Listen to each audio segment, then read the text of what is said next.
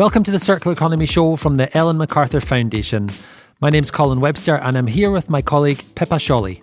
Hi Colin. So in this series we've been looking at the schools of thought which have inspired the circular economy and how they fit in today. So do you want to remind people of what we've talked about over the last 4 episodes? Yeah, we've talked about biomimicry, regenerative design, cradle to cradle and industrial symbiosis. And today we're going to be talking about the performance economy. That's right, it's the final episode of this series. And not only will we look at the performance economy, but we'll ask what it brought to the circular economy and how it helped the Ellen MacArthur Foundation shape the idea. Mm-hmm. And you've been bringing some really great guests along to help us understand these schools of thoughts. Who are we going to hear from today? In this episode, we're going to hear from Walter Stahel, who is, of course, the author of The Performance Economy. Now, I don't actually interview Walter here. Instead, we're going to hear clips from an older interview that he gave. So you're going to keep the content circulating at its highest value. Sounds familiar. Yeah, indeed it does. But Walter did send me a copy of his book yesterday, and ever since I've been trying to read through all 300 pages of it. That explains why you're looking a little tired. It looks like you've saved the cheesy jokes for the last episode, Pippa. I've been sitting down for a very long time. So let's get into the content. Now, a key part of the performance economy is retaining the value of goods and materials because of the cost involved in extracting more. Let's go over to Walter where he explains. The first point is the coming resource price paradigm shift will change priorities, in the sense that for the last 100 years, resource prices for energy and materials have constantly decreased. It is expected that resource prices in the 21st century will constantly increase. This means that resource security could therefore become a major political bone of contention. Managing existing physical stocks will provide resource security for enterprises and nations, under conditions that we consider the goods of today as the resources of tomorrow at the resource prices of yesterday. And the business model to do that is selling goods as services enables economic actors to retain the ownership of their goods and the embodied resources and thus contribute to their own future resource supply, as well as give their nations a resource security for the future. So that, Pippa, is the famous quote by Walter Stahel. The goods of today are the resources of tomorrow at the resource prices of yesterday. Very nicely put, right? It is very nicely put. And I think something that comes out of that is a reason that people might want to engage in this, that often don't talk in this circular economy or sustainability space. It's that national security element. Yeah, I would say he's really big on talking about the national security and also, of course, the profit motive for avoiding extracting more materials at higher prices. And if you look at the commodity prices, actually, because that's where he started, and this interview, let's be fair, is actually 10 years old. Right. The commodity price index, which tracks the cost of all sorts of commodities over the years, shows a bit of a roller coaster. And if you go back to the start, say year 2000 to year 2010, there was an enormous spike in the costs, and that wiped out a century's worth of price declines. Wow. In just 10 years. So a crazy change. So that was a huge peak in 2008, which of course was a time of financial crisis. And then there was another one in 2022, even higher spike actually. And the lows on this roller coaster ride on the commodity price index are never as low as they were in the 2000s. But there are reasons for, as I understand it, for this high spike recently. And of course, COVID, geopolitical tensions being two of the key reasons why. And then the UN Global Resource Outlook for 2024 has found that our use of resources has tripled over the last 50 years. And that if we carry on as we are at the moment with business as usual, there'll be a 60% rise in resource use from 2020 to 2060.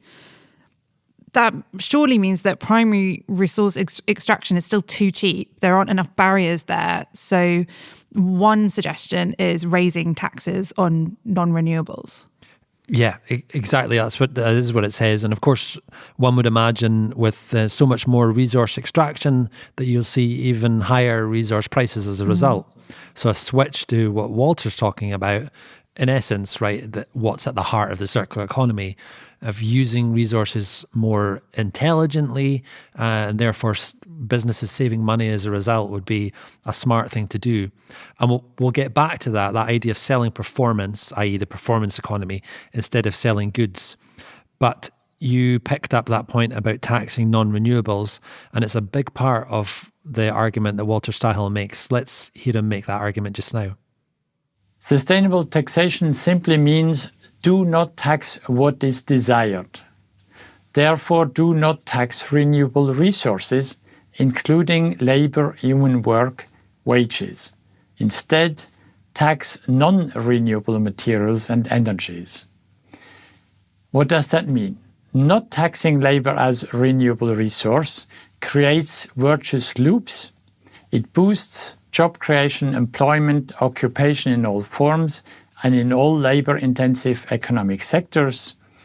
It increases the competitiveness of labor-intensive activities in the circular economy compared to industrial manufacturing, and of course also in caring jobs that are outside manufacturing, such as hospitals, long-term care for disabled people, etc. So is some of what Walter's talking about there, this idea of getting rid of that idea that it's not worth investing in, say, repairing something that's broken, it's actually just cheaper to buy something new?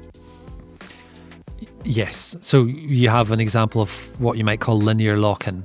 If there are no barriers to operating a linear economy and no incentives for a circular economy, then why would you see a change at the scale that we need to see the change? Yeah. Which, of course, that's why we work with policymakers as much as we do with businesses, because you need to see these things operating hand in hand.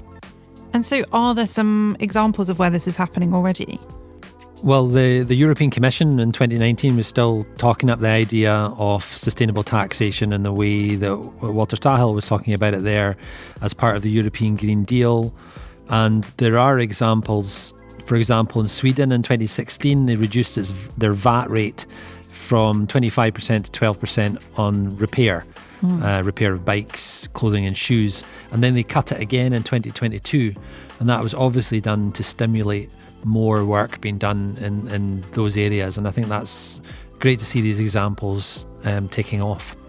Definitely. And I think Walter also talked there about the not taxing labour.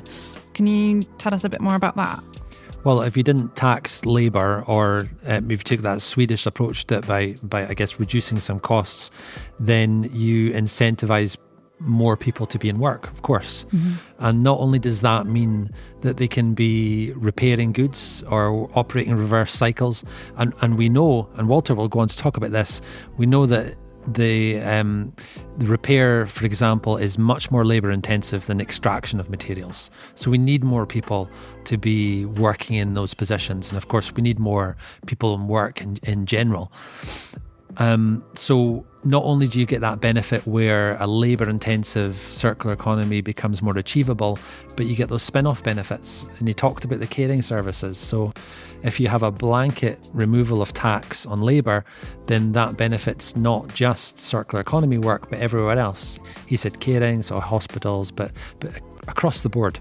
So it sounds like a really good societal win. Let's bring it back to the circular economy. We are, after all, talking about how the performance economy fits in and inspires the circular economy. So what are we going to learn next? Walter's going to go and talk about the loops and the size of those loops, which will be familiar territory to many people listening to this.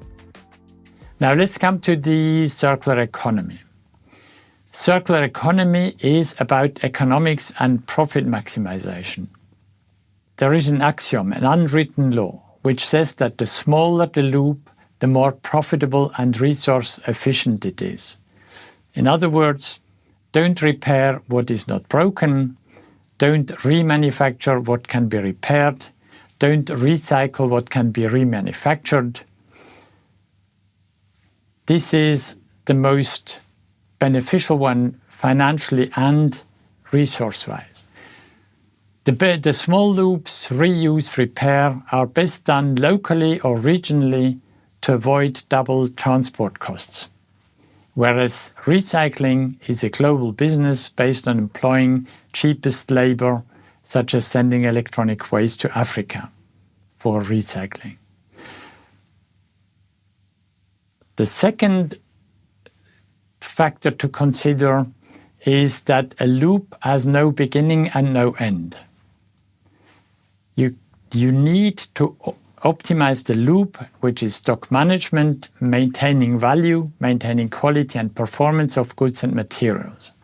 So this is one of the big differences to the linear economy. A loop has no beginning and no end. And the third point, which is important, the speed of the circular flow is crucial. A lake economy operates at a very low speed. The other extreme is material recycling of short-lived goods, such as beverage cans. This leads to fast circular flows and the rapid loss of the material, what I call reversed resource compound interests. So we're already talking about performance economy, circular economy. We've just had a third term, lake economy. What does that mean, Colin? Yes, in the book, he does talk a lot about the lake and loop economy, he sometimes calls it. And it's probably best understood if you understand he also talks about a river economy as an opposition. And in essence, the river economy is fast flowing. That's the linear economy as far as we're concerned. Yeah. So lots of fast flowing goods that are going in one direction. Whereas the lake economy, of course, is like a pooling of the resources. So it's much slower, and the water in this case would stay in there for longer. So it's, just simple use of metaphor to help us understand the performance economy. Yeah, and that ties into what he was saying about inner loops being more profitable. So not having these complicated remanufacturing ways or some sort of reuse of material, but actually repairing things so that they don't get very far away from you. You don't have any leakages or losses, which sounds like quite an integral part of the performance economy. Yeah, and of course, an integral part of the circular economy. If you look at our butterfly diagram, those inner loops, the one that are closer to the user, those we know are much more profitable. To share or to repair is much more profitable than to remanufacture or recycle, because you're using fewer materials to repair. You're using less energy, it's passing through fewer hands, maybe things are even staying more local if they're going through those inner loops. So that's where we get the idea from. And one can see actually recent report showing that, it was from the World Economic Forum, saying that product as a service and product life extension can improve supply chain profitability when it comes to motor vehicles by about 1.5 times. Now, that's an enormous difference. Yeah. And that must be so attractive to vehicle manufacturers to start looking at models like this. And in our most recent report, Building Prosperity, which I think by the time people are listening to this, it's now out, it's currently being written, isn't it, as we speak, that demonstrates the profitability in shared fashion, and these models are really beginning to take off now. Yeah, I think it's something that I've noticed my friends are talking about more. It's escaping the niche of these circular economy circles. Aye, and that's interesting. When people outside your work world start talking about some of these ideas too, you realise that they're really beginning to resonate. And why are these things taking off now? Things that we've talked about for a long time, and Walter's talked about, I think, for an even longer time. Some of the technologies like AI and our ability to track components, to track products, to use the mobile internet more effectively and with much more trust than we've ever had before. And so I think those technologies like those, and a blockchain as well, are part of the reason why we're starting to see these sharing models, these performance models, beginning to take off. And another really interesting one is predictive maintenance. What's that? That's the idea that if you have a shared car and it never works its way back into the hands of the whoever is most responsible for it. But they can monitor it from a distance because it has all sorts of sensors on it. So they know, the owners of the vehicle know when it's going to need a service. And if they can catch it before something goes wrong with it, then they can keep it running for much longer. And you see that model working. The most famous example is the Rolls-Royce Power by the Hour. So these are jet engines that are used by lots of different airliners, but Rolls-Royce monitor them from afar, and they know when they need to be repaired, and they can keep the life of these machines working for much, much longer as a result. And keeping those loops small. And keeping those loops small, which is crucial, yes. Right, we're going to go back to Walter Stahel to hear now what he has to say more about job creation. The circular economy, the first point is about economics. The second point, it's about regional job creation. 3/4 of the energy to manufacture product are used in the raw material production, only 1/4 in manufacturing the goods. The reverse is true for labor. 3/4 are employed in goods manufacturing, only 1/4 in raw material production. Repair and remanufacture in a circular economy, therefore, because they are like manufacturing, they reinforce the low energy, high labor input part of the economy. But they are more labor intensive than manufacturing. So compared to manufacturing, the circular economy means a substitution of manpower for energy. Now, the third point about the circular economy is that it prevents CO2 emissions and greenhouse gas emissions. Reuse, remarketing, and service life extension activities in the circular economy preserve the water and energy inputs and related greenhouse gas emissions embodied in the existing goods. Water and energy saving as well as waste prevention now become profitable activities that positively impact corporations' financial bottom line. This is quite a hot topic at the moment, Colin, this employment conversation. So what are those benefits that Walter's talking about within the circular economy and the performance economy? Well, we do have some numbers on them now. So there was our reuse report from a couple of years ago, which proposed there'd be about 11,000 jobs in France if it only looked at France, if reuse principles were applied. There was an OECD report which says that a circular economy should bring about a net positive jobs effect somewhere between 0 to 7% boost.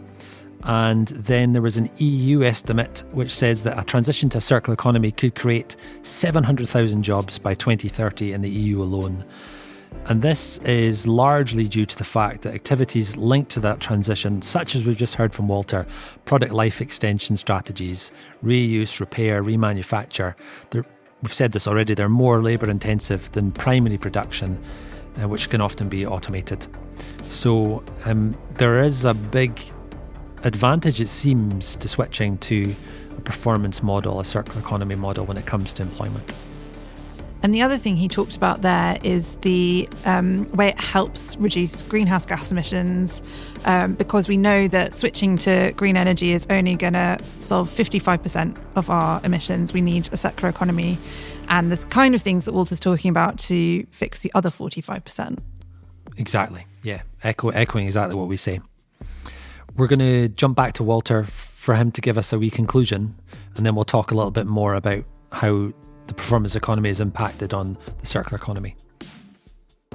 A circular economy increases the future resource security, creates regional jobs of all skill levels, and reduces greenhouse gas emissions, especially the small loops, reuse, remarket, repair, remanufacture.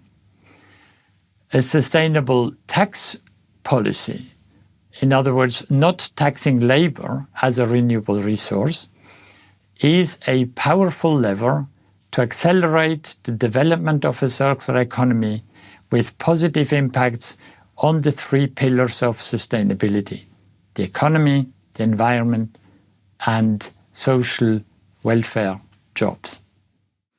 All right, so that was Walter summarising the key arguments for performance economy.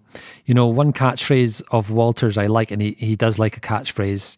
We've heard a couple of them in his inputs here just now, but one that really stood out for me is this: that he doesn't want us to focus on doing things right, but instead doing the right things, which I think echoes well with, say, Cradle to Cradle's famous line that less bad is not the same as good.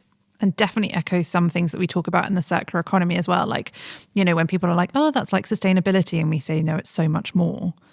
So that's some things that are in common. What is missing from the performance economy that we see in the circular economy? I think it'd be fair to say there's not much focus on nature, on regeneration. I don't think that's in the work of the performance economy. So there's obviously references to the environmental benefit, and we've heard a few of them here. And those are very clear benefits. But I think of all of the schools of thought, maybe the performance economy looks at nature less than the others. So to summarise, we've talked about 5 schools of thought that influence the circular economy. Can you just give us a quick recap on what those are? Yeah, but let me just say this first. I think the impact of the performance economy on the circular economy, the way that we talk about it, is enormous. And I think that's really clear from everything that we've heard there. The fact that Walter Stahel had looked at the profitability of these different loops and the different actions within them, and that's so clear in everything that we've done. So his fingerprints are all over that butterfly diagram and a lot of the work that we've done. But that's not answering your question. You said, what were those 5 schools? So you got Cradle to Cradle, and I think their impact again is very obvious, especially from, if we just pick one aspect, the 2 material cycles, the technosphere and the biosphere.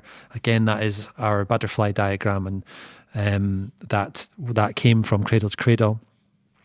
Then we had biomimicry, which for me is that overall big picture of mimicking natural systems and operating like living systems do. Yeah. Then you have regenerative design, where very clearly we've taken that third principle of the circular economy, where we have to be regenerating the biosphere, regenerating nature through our actions. And if you look at our most recent work on the built environment, you'll see a clear inspiration from regenerative design in terms of how we're suggesting the built environment should operate now. Then you've got industrial symbiosis, which is maybe, again, like a bigger picture look at the flows and the collaborations right across the board.